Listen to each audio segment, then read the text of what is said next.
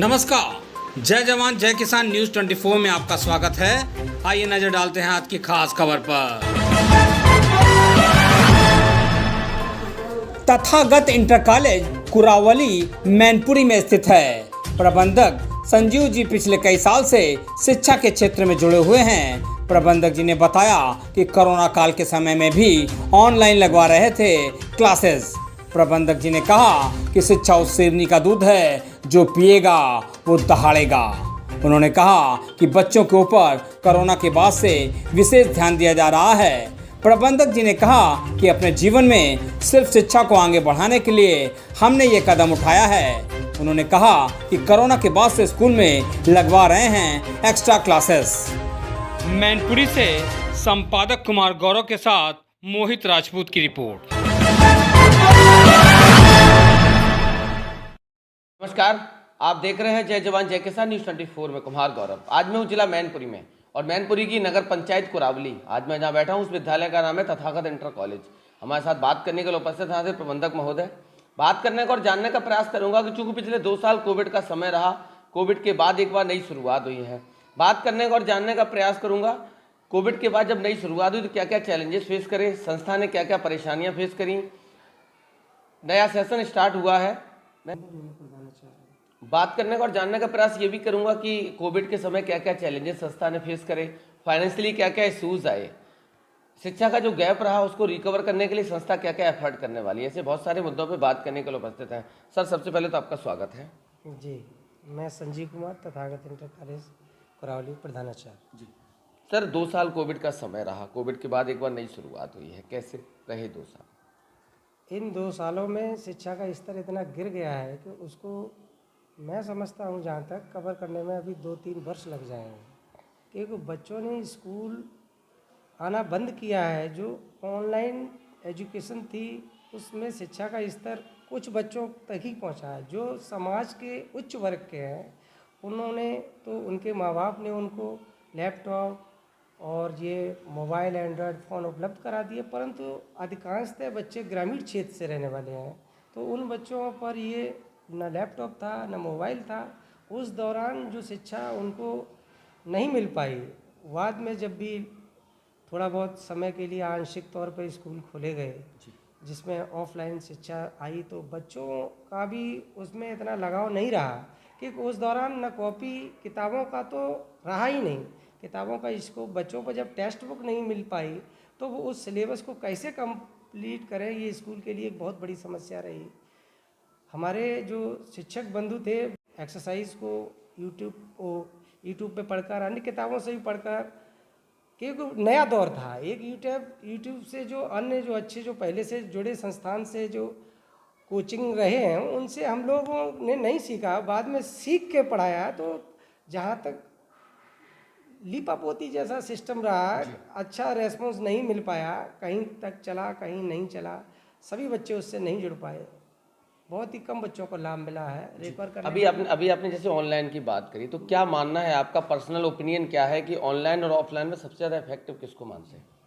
Online शिक्षा में हम अनुशासन में रहने वाले जो फैमिलीज अच्छी अनुशासित है वही उसका लाभ ले सकते हैं, बशर्ते क्लासरूम जहाँ अच्छा अनुशासन होता है वहीं पढ़ सकते हैं। क्योंकि उसमें ऑनलाइन में बच्चे जब चलते हैं तब तो उसमें विभिन्न सारे जैसे यूट्यूब और भी चैनल हैं जिनको देखते हैं, तो उनमें कई सारी भ्रांतियां हैं। कुछ ऐसे अट्रैक्टिव बीच में ऐड आते हैं तो बच्चों का मूवमेंट ध्यान भंग हो जाता है, तो वो अलग क्षेत्र में चले जाते हैं। इसलिए सही ऑनलाइन मैं समझता हूँ एजुकेशन ठीक है, परंतु उन्हीं के लिए सही है जो बच्चे अनुशासन में रहते हैं, जो अनुशासित होते हैं, जिनकी फैमिली भी अनुशासित होती है, जो अपने बच्चों को पर भी ध्यान देते हैं कि वो सही समय पर देख रेख चल रही है कि वो सही पढ़ रहे हैं कि नहीं पढ़ रहे हैं।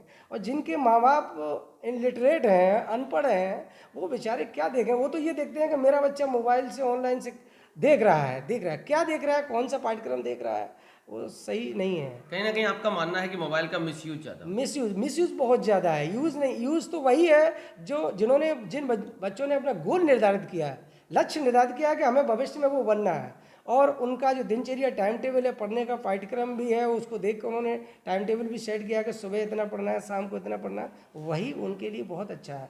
एक वैज्ञानिक मैं समझता हूँ एक हमेशा एक परमानेंट 24 घंटे उनके पास रहने वाला एक टीचर साबित हो सकता है, बशर्ते वो बच्चे शिक्षा को कितना महत्वपूर्ण मानते हैं? शिक्षा के बगैर तो कुछ है ही नहीं। शिक्षा ही मनुष्य को अंधकार से उजागर की ओर लाती है।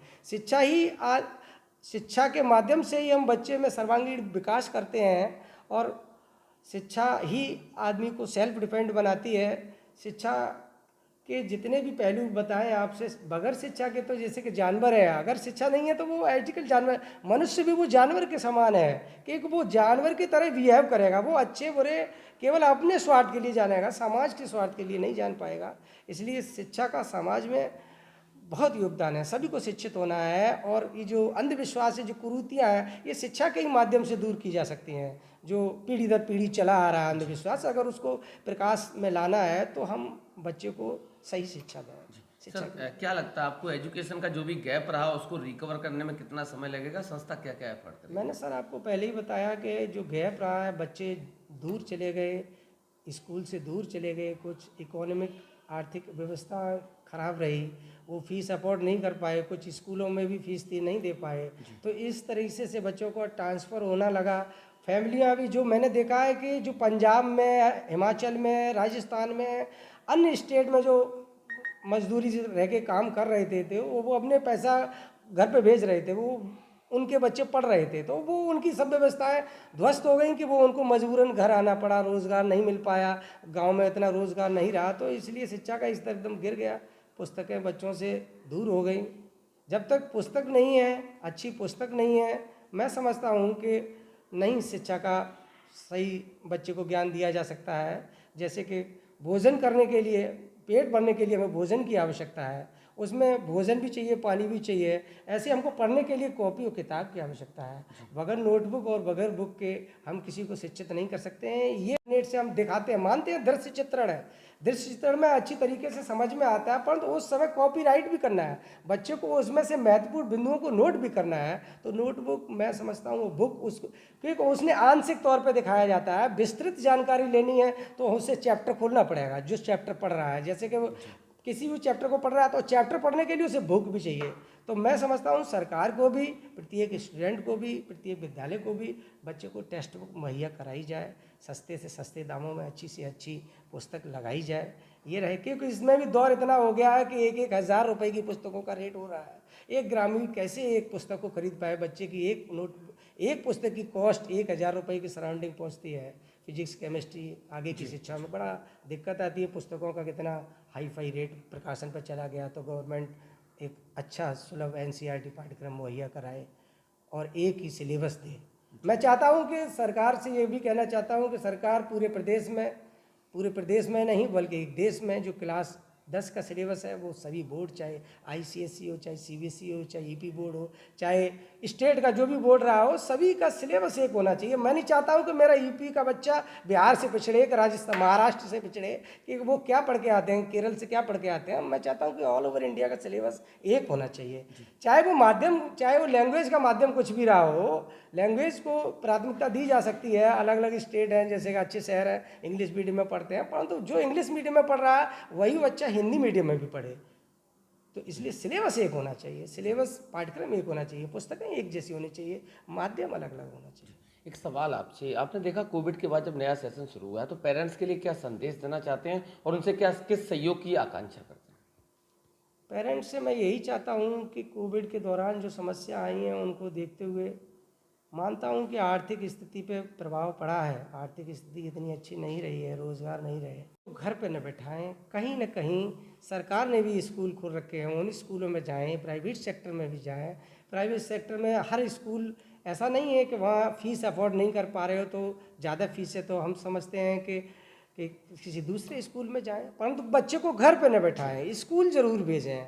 वगैर स्कूल की कुछ नहीं है। स्कूल भी एक अच्छी पाठशाला है जहां बच्चे में सर्वांगीण विकास हो सकता है, एक आदर्श स्टूडेंट बन सकता है, एक आदर्श बेटा बन सकता है, एक आदर्श नागरिक बन सकता है, स्कूल के बगैर नहीं। सर, एक इम्पोर्टेंट सवाल आपसे, आपने देखा हिंदुस्तान पे धीरे धीरे वेस्टर्न कल्चर हावी हो रहा। हमारा आपका दौर था, बड़ों को प्रणाम करके, माता पिता के पैर छू के विद्यालय आते, आज वो सारी चीज़ें डिनाई हो रही हैं। संस्था ऐसा क्या करेगी जिससे हमारी संस्कृति, संस्कारी बचे और शिक्षा भी आगे बढ़े? इसके लिए सर सांस्कृतिक प्रोग्रामों का कार्यक्रम, जो विद्यालय में सांस्कृतिक प्रोग्राम होने चाहिए, मोटिवेट करने चाहिए। वैसे तो देश में, आज के इस देश में अभी देखा जाए तो नैतिकता नाम की चीज़ नहीं रही, मोरलिटी नहीं रही। हम नेशनलिटी को जगाते हैं, जैसे कि हमारे प्रधानमंत्री ने घर घर झंडा तिरंगा का तिरंगा रैली निकलवाई है, तो आज वो तिरंगे का क्रेज तो बनाया, आइडेंटिटी तो बनाई, परंतु उस तिरंगे का जो मानक, उसका रख रखाव, उसका मेंटेनेंस वो नहीं है। आज भी देखते हैं कि कहीं भीड़ों में पड़ा है। ये हम मानते हैं कि देशभक्ति को जगाने का उन्होंने बहुत बड़ा काम किया। हर व्यक्ति में देश प्रेम जगाने के लिए किया। हर व्यक्ति में चाहिए कि जो भारत सरकार के जो सार्वजनिक स्थल है उनके प्रति प्रेम होना चाहिए। विद्यालय, बिजली घर, चिकित्सालय, इनको स्वच्छ बनाए रखें। और ये सार्वजनिक है, इन पर आजकल का अतिक्रमण इतना हो गया है कि मैं देखता हूँ कि गांव में एक शहर की तुलना की तरह बनाए गए हैं, पंचायत घर बनाए गए हैं, बारात घर बनाए गए हैं, परंतु उनका दुरुपयोग, शौचालय घर घर बनवाया गया परंतु उनका दुरुपयोग हो रहा है। तो उसके लिए हम चाहेंगे कि हम बच्चों को शिक्षित करें कि ये शौचालय की व्यवस्था है, शौचालय बाहर मत जाइएगा, इनसे क्या क्या गंदगियाँ होती हैं, आपके घर में ये कैसा कर रखा है, उसको सही तरीके से व्यवस्थित करिएगा। तो पहले मैं समझता हूँ अगर आपको जीवन में एक अच्छा आदर्श स्थापित करना है तो उसके लिए सबसे पहले मैं समझता हूँ कि अगर आप बच्चों को अपने प्रेम करना चाहिए तो अपने स्वास्थ्य से प्रेम करना चाहिए। स्वास्थ्य है तो मैं सबसे पहले कहता हूँ कि हम स्वस्थ कब रह सकते हैं? जब हम स्वच्छ होंगे। जब हम स्वच्छ होंगे तभी हम स्वस्थ होंगे, और स्वस्थ शरीर होगा तभी हम सचेत होंगे, अलर्ट होंगे, सजग होंगे। ये SSS का नारा मैंने दिया है, स्वच्छ, स्वस्थ और सजग। ये स्टूडेंट लाइफ में बहुत कंपलसरी है। आखिरी सवाल आपसे, नवरात्रि का पर्व है, उसके बाद बुराई पे अच्छाई की जीत दीपावली का पर्व आ रहा है। विद्यालय परिवार की तरफ से अभिभावकों को और पूरे देश प्रदेशवासियों को क्या शुभकामना देना चाहते? मैं चाहूँगा कि नवरात्रि का दौर है, पवित्र सप्ताह है, 9 दिनों का ये। इसमें हम जो व्रत उपवास रहते हैं, तो मैं चाहूँगा कि व्रत उपवास का सही माने में क्या है। व्रत मीन्स होता है दूर रहना। हम भोजन से दूर रहें, हम कुरीतियों से दूर रहें, हम अंधविश्वास से दूर रहें। व्रत मीन्स है दूर करना है। हम ये जरूरी व्रत, हमारी जो इंटरनल जो बॉडी है उसको भी चाहिएगा। कभी भी देखा है हमने कि कभी कभार जैसे कि व्यक्ति का ब्लड प्रेशर बढ़ जाता है, ये मशीन है, कभी कभार बढ़ता भी है, कभी कभार घटता भी है। तो इसको सही तंत्र में लाने के लिए उपवास, जो इंटरनल एनर्जी है उसको हम एक्सपेंड करेंगे, अंदर से जो खर्च होगी, जो ऊर्जा पहले से है, नई ऊर्जा को लेना बंद करें। और व्रत रहना है तो इंद्रियों को बस में रख के रखें, अपनी सभी इंद्रियां हाँ उनको बस में रखिएगा, और तब आप लक्ष्य की प्राप्ति करेंगे। भाई ये तथागत इंटर कॉलेज भगवान बुद्ध की शिक्षा पर आधारित है, भगवान बुद्ध की चलने की निरंतर प्रयासरत है। और पंचशील, एक जैसे कि स्टूडेंट में लाइफ में 5 बातें बताई गई, तो हम पंचशील बताते हैं।